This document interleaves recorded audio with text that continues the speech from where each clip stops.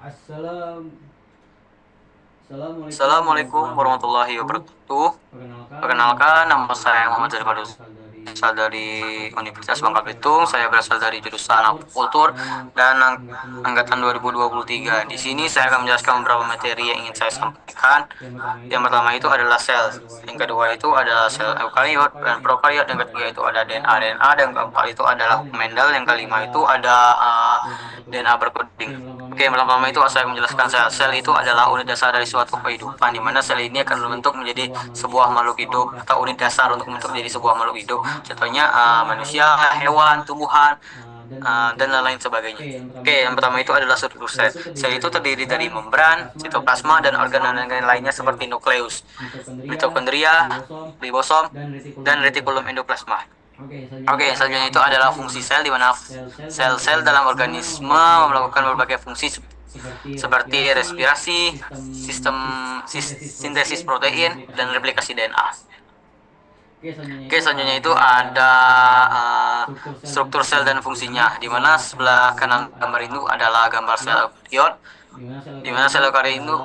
Yang pertama Yang itu pertama itu struktur sel dan struktur sel dan fungsinya. fungsinya. Yang pertama Yang itu ada pertama itu inti ada sel atau inti sel nukleus, atau di mana nukleus, inti di sel mana ini inti akan sel ini menyimpan akan informasi menyimpan informasi genetik dalam genetik bentuk dalam bentuk DNA DNA dan dan mengatur mengatur ekspresi gen. ekspresi gen. Yang kedua itu Yang kedua ada itu ada mitokondria, di mana mitokondria, di mana mitokondria ini mitokondria berfungsi ini sebagai berfungsi pembangkit sebagai pembangkit tenaga tenaga atau sel yang atau sel yang menghasilkan energi menghasilkan melalui energi melalui proses yang proses namanya yang respirasi namanya sel. respirasi sel. Yang ketiga Yang itu ketiga ada itu ada ribosom, di mana ribosom, di ribosom mana ini ribosom ini berfungsi untuk berfungsi untuk mensintesis mensintesis protein protein berdasarkan instruksi berdasarkan dari instruksi DNA. dari DNA. Yang keempat Yang itu keempat itu ada ada retikulum retikulum endoplasma, di endoplasma, di mana dia akan mana dia akan berfungsi berfungsi sebagai sebagai sintesis sintesis pelipatan dan pelipatan dan transportasi transportasi protein di dalam protein di sel. dalam sel. Selanjutnya itu Selanjutnya adalah itu sel adalah sel eukariotik, di eukariotik, mana di sel mana eukariotik sel ini eukariotik ia ini ia memiliki memiliki struktur sel, di struktur mana sel, pertama itu pertama itu inti sel, inti sel, yang yang di mana inti sel inti sel eukariot ini eukariot berfungsi ini sebagai berfungsi pusat sebagai pusat pengendali seluruh pengendalinya seluruh aktivitas sel. aktivitas sel. Yang kedua itu Yang kedua itu adalah adalah organel sel, di organel mana sel, di organel mana sel organel sel ini ini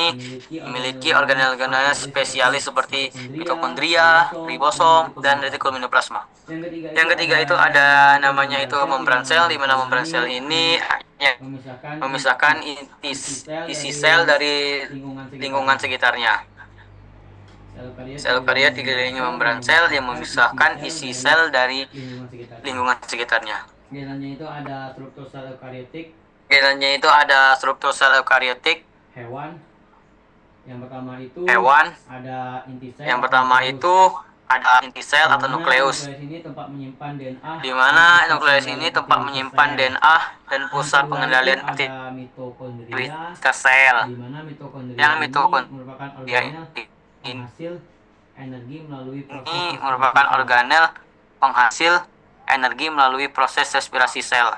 Yang selanjutnya itu ada retikulum endoplasma dan Yang badan selanjutnya Golgi, itu ada retikulum endoplasma dan yang badan dimana Golgi, berperan dalam sintesis yang dimana dan berperan modifikasi dan dalam transportasi sintesis protein. dan modifikasi dan mentransportasi protein.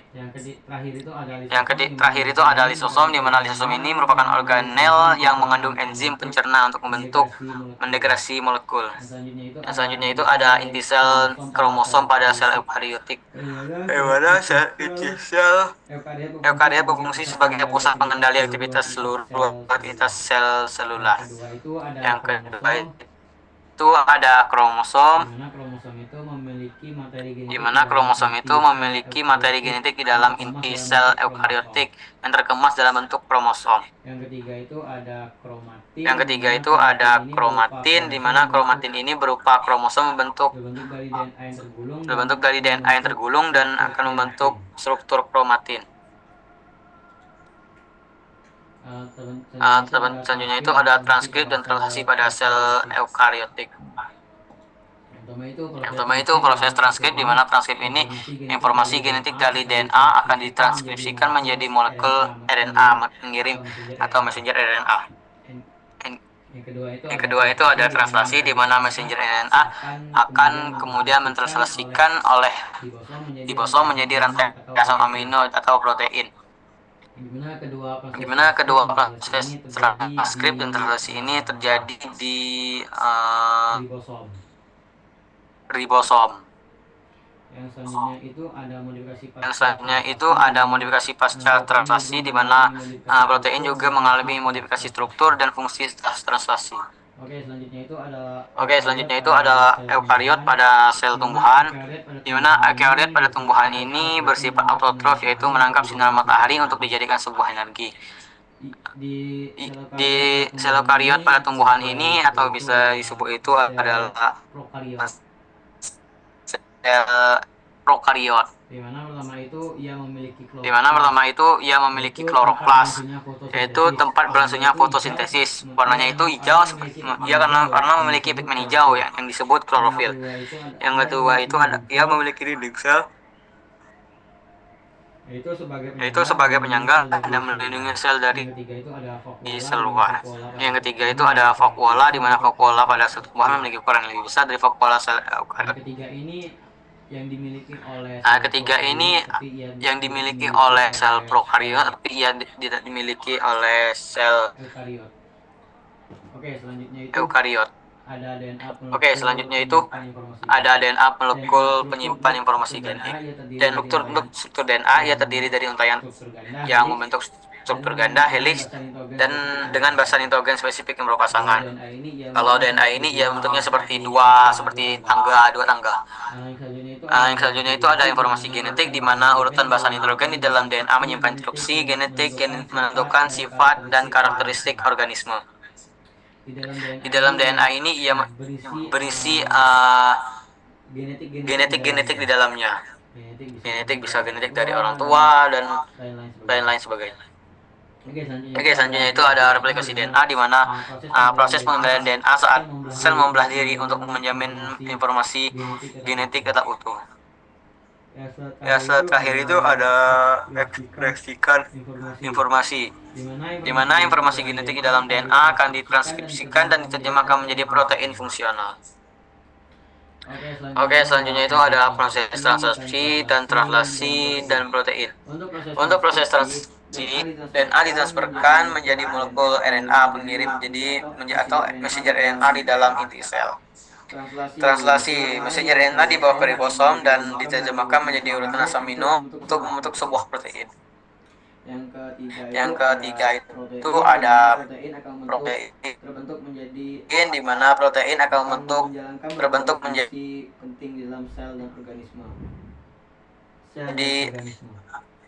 sel dan organisme. Protein yang terbentuk akan menjalankan berbagai fungsi penting dalam sel dan organisme. Selanjutnya itu ada struktur sel prokariotik, di mana sel prokariotik ini bentuknya lebih sederhana, memiliki struktur lebih sederhana dibandingkan sel eukariotik. Yang kedua itu ia tidak memiliki inti sel. Sel prokariot tidak memiliki inti sel atau sel yang terbungkus membran. Yang ketiga itu materi genetik. Untuk materi genetik pada sel prokariot terkandung dalam nukleoid tanpa kromosom. Oke, selanjutnya itu apa itu DNA? DNA itu asam deoksiribonukleat, di mana di dalam DNA terbanyak sekali mengandung asam amino, di mana asam amino inilah yang akan digunakan untuk membentuk menjadi sebuah makhluk. Asam amino itu merupakan zat kimia penting dalam tubuh kita yang sering disebut sebagai bahan dasar untuk membentuk menjadi sebuah makhluk hidup. Ia akan membentuk menjadi sebuah protein. Asam amino dapat saling menempel seperti balok Lego membentuk protein, di mana asam amino akan bentuknya seperti DNA, di mana DNA ini akan membentuk menjadi sebuah protein. Selanjutnya itu ada struktur kompleks, di mana protein bersama zat lainnya akan membentuk menjadi sebuah sel makhluk hidup, akan membentuk menjadi jaringan, organ, dan akhirnya akan membentuk menjadi sebuah makhluk hidup. Untuk model sederhana DNA itu menunjukkan bahwa anak tangga DNA terdiri dari 4 jenis zat kimia yang diberi warna dan huruf yang berbeda. Untuk kode genetik, zat kimia pada DNA akan membentuk menjadi sebuah genetik, di mana kode genetiknya itu seperti A itu untuk adenin, T untuk timin, C untuk sitosin, dan G untuk guanin. Di mana kode-kode ini dapat kita lihat pada messenger, bisa RNA dan DNA juga. Di dalam untaian tangga itu ada kode di dalamnya. Untuk lokasi DNA itu, DNA dapat ditemukan terurai di dalam nukleus dan inti dari sebuah makhluk, sebuah sel. Peran penting protein itu di mana DNA mengandung asam amino yang akan membentuk sebuah protein. Di dalam DNA banyak sekali protein di dalamnya. Protein inilah yang akan membentuk jadi sel. Sel akan menjadi jaringan, jaringan akan menjadi sebuah organ, dan organ akan menjadi sebuah makhluk hidup. Protein yang menyusun tubuh kita ini sangat beragam dan masing-masing harus dibentuk dengan sempurna dan agar dapat berfungsi. Fungsi protein ini yaitu jika protein bentuknya salah, maka protein tidak dapat digunakan atau tidak dapat bekerja. Makanya protein ini harus dibentuk dengan secara sempurna agar dapat digunakan dengan baik. Untuk peran DNA itu di mana DNA menginstruksikan asam amino untuk menjadi protein dengan sempurna. Selanjutnya itu ada struktur dan fungsi messenger RNA. fungsi RNA. Fungsi RNA. Di mana RNA atau ribonukleik acid adalah sebuah molekul biologis yang memainkan peran penting dalam proses kehidupan. Sebagai bagian penting dari genetik sel, RNA terlibat dalam transfer informasi genetik. Di mana struktur DNA ini yang memiliki struktur mirip seperti DNA, terdiri dari rantai nukleotida dengan basa-basa spesifik seperti adenin, guanin, sitosin, dan urasid. Bedanya RNA dengan DNA ini, ya kalau RNA itu hanya memiliki satu untaian atau suku itu single helix, dan untuk DNA itu ia memiliki dua untaian atau double helix. Fungsinya RNA berperan dalam proses transkrip dan translasi. RNA berperan dalam proses transkrip dan translasi. Akan mengubah informasi genetik menjadi protein. Selain itu, RNA juga terlibat dalam regulasi ekspresi gen dan berbagai fungsi seluler lainnya. Untuk selanjutnya itu proses transkrip dan translasi, di mana transkrip yaitu proses penyalinan informasi genetik dari DNA menjadi molekul RNA atau messenger RNA yang akan digunakan sebagai template untuk sintesis protein. Yang kedua itu sintesis protein, di mana RNA membawa informasi genetik ke ribosom, organel sel yang tanggung jawab untuk mengubah informasi RNA menjadi asam amino. Yang ketiga itu ada modifikasi pasca translasi, di mana protein yang baru disintesis dapat menjalani berbagai modifikasi untuk menjadi fungsional dan stabil dalam sel.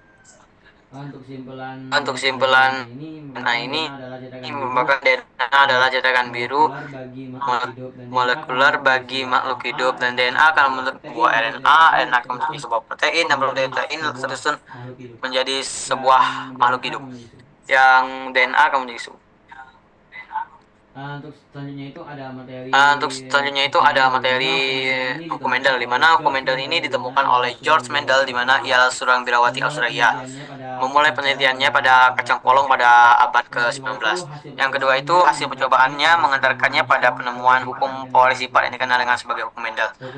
Hukum Mendel ini menjelaskan bagaimana sifat-sifat genetik diturunkan dari orang tua ke anak. Jadi prinsip hukum